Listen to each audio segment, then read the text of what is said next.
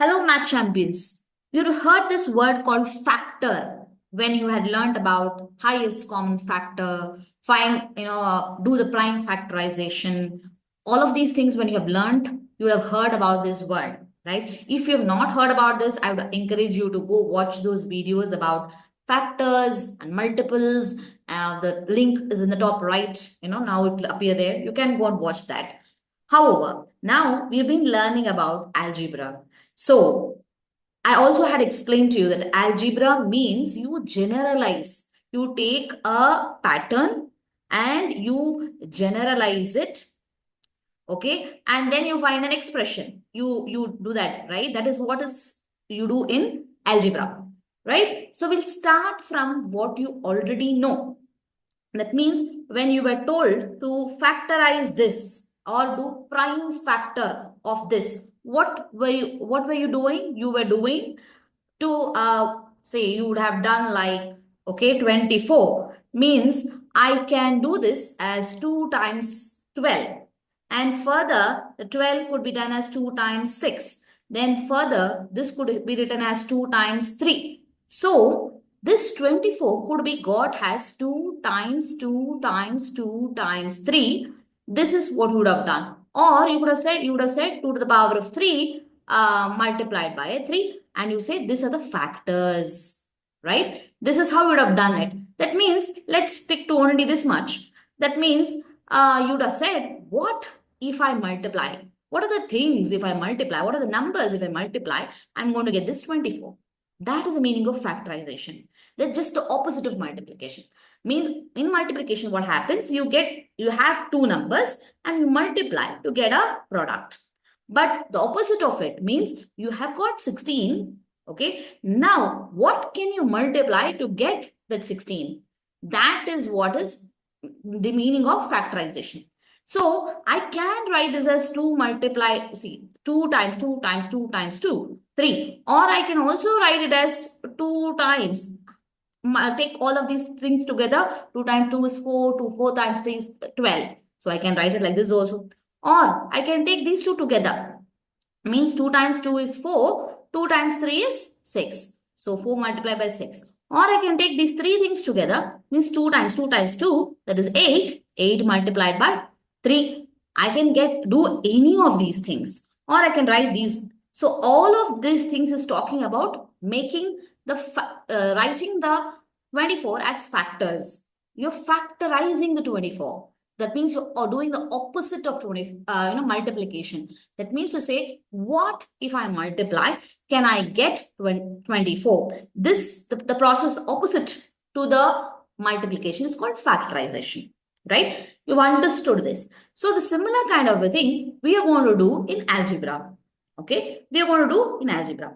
That means to say, if I write 12 s to st to the power of 2.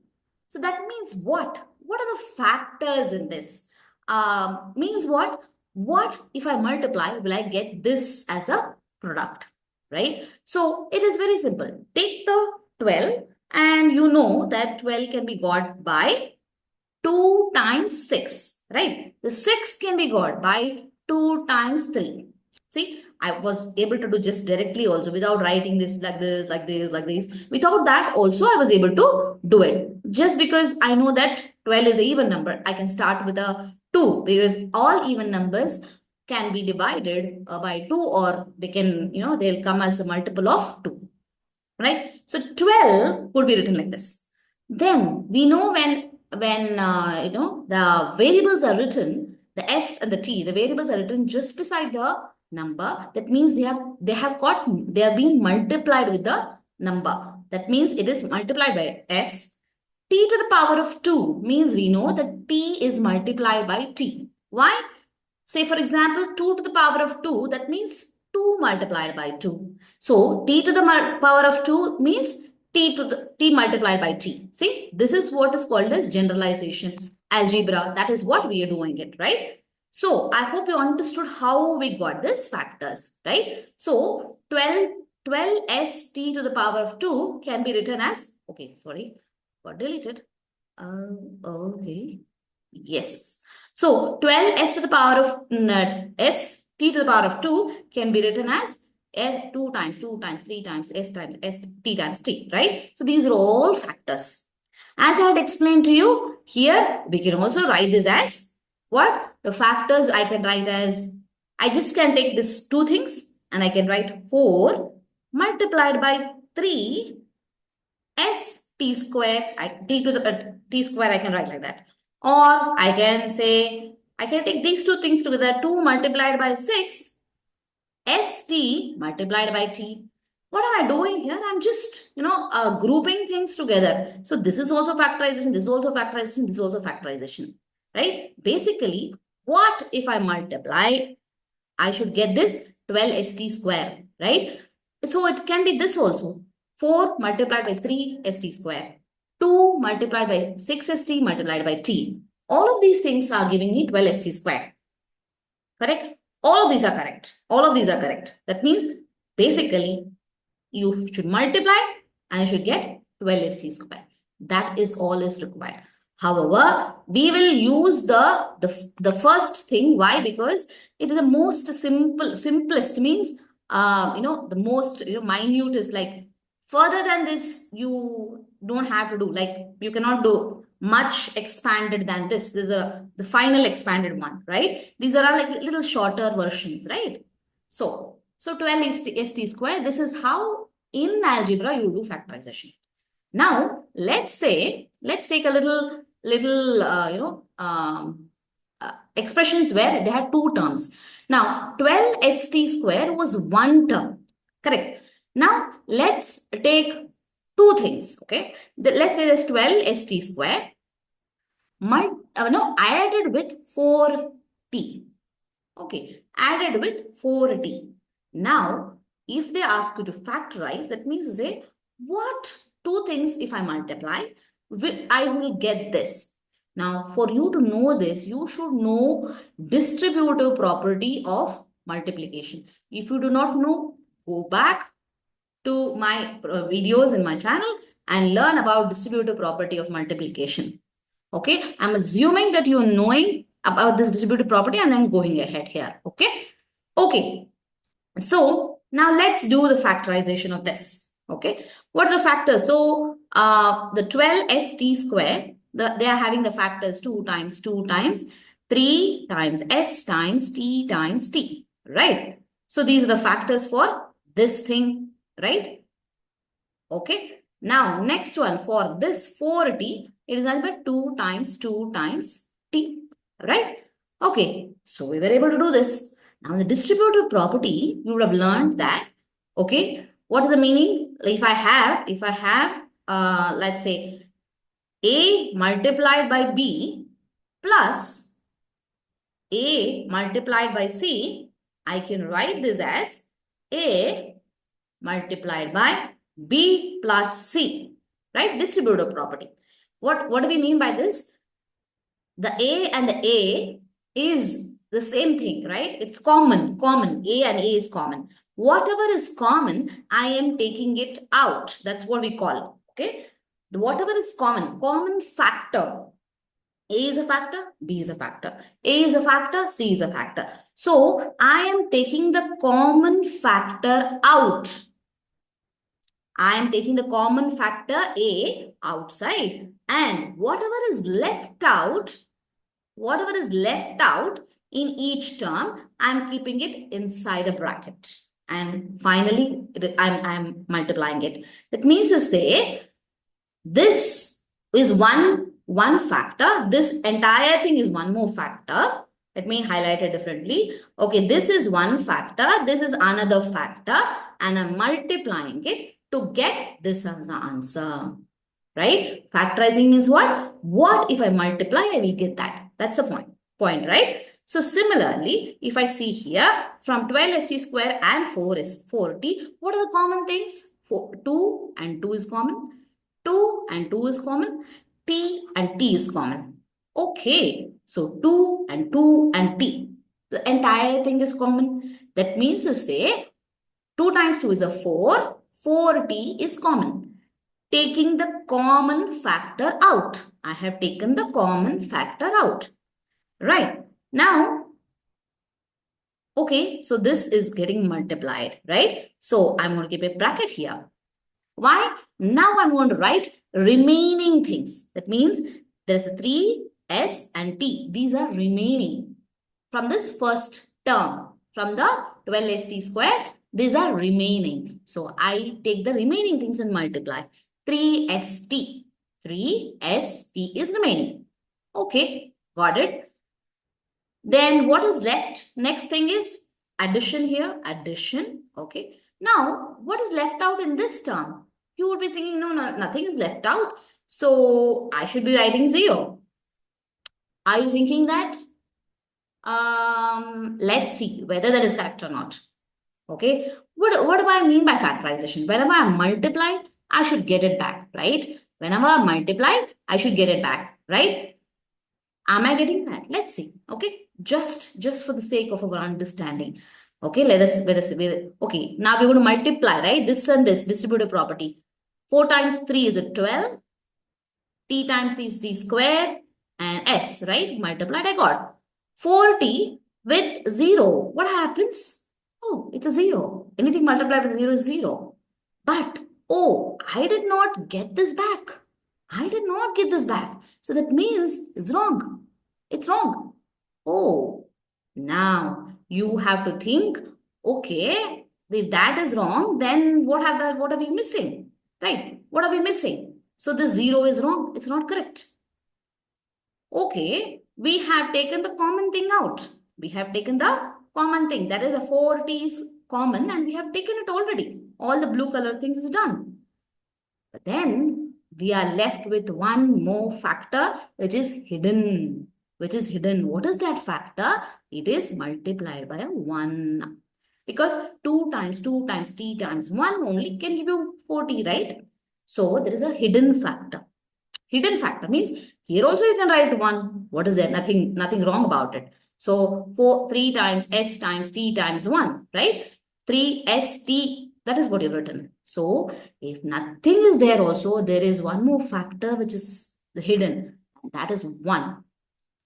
Now let us see whether we are getting the right answer. Means if I multiply, I should be able to get this back, right? So 4T multiplied by 3ST will give me 12ST square, that is there. 4T multiplied by a 1 should give me 4T. Wow, I got the question back. That means this factorization is correct. Okay, so remember, when nothing is left out in a term, also there is a hidden factor, that is the 1, because anything multiplied by a 1 is a 1. Okay, this is how you factorize terms. Now let's do one more question, and then I would ask you to pause the video, and then I'll give you one more question at the end so that you can try out along with me here, and then of course practice more. Okay, let's take another question.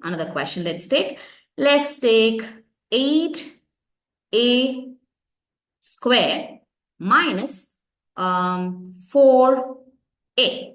Okay, let's take this. Let's not take just 4. Okay, let's just take 4. Okay, let's just take 4. Okay. Now what happens? What are the factors? Now I can write it in expanded form.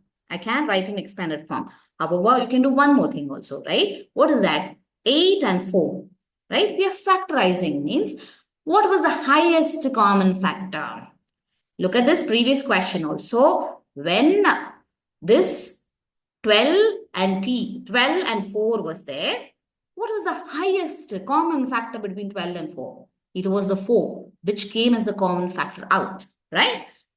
Similarly, for 8 and 4, what is the highest common factor between 8 and 4? It is 4, correct? So we can write 4. But however, for your sake, for understanding it more clearly, let me expand it here also and show how we got this 4. 8 can be written as 2 times 2 times 2, and a square is a times a. Okay, minus this one, 4 can be written as 2 times 2, right? Okay, so what happens? What is common here? The 4. 2 times 2 is common. 2 times 2 is common. See, wow, I got a 4 as a common, isn't it?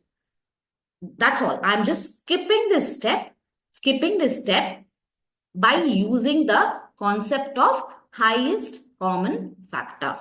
Okay. Take the numbers, find the highest common factor. I have done that. Okay. Is there anything else common between here? There is a variable. There's nothing here, right? There's nothing common out. So we'll leave it as it is. Then what am I left with? I am left with is not only a, 4 is there. 4 multiplied by what will give me a 8? Multiplied by a 2. 4 multiplied by 2 should give me a 8. So that is what has happened. And what is left out? A square. Okay. And then minus. Whatever is the minus here, I've written that. Okay. And what did I say? 4 is already has come out common. But still, there is a hidden factor here, right? That is a 1. So we are going to put that 1. Okay. I want you to pause the video. Just digest this in. Okay. Okay. Now we have digested this in. Let me do one more problem along with you so that you can become more clear about it. Okay. Let's take 16 a cube minus or let's say plus 12 a square b. Okay, let's take this question. If this is a thing and you have to factorize it, what is the thing that you could do? You can again pause the video, do the problem on your own, and then come back and check whether we have done it right. Okay. Okay, now I think you have tried to do on your own. Now let's try to see whether you have got the right answer. What is the concept I used for the numbers? The highest common factor of 16 and 12. You can do it separately also. Find the highest common factor in different ways you could do it, right? We can do a prime factorization also, or any way that you want to find out, right? Means what? I could write all the factors of 16, all the factors of 12, right?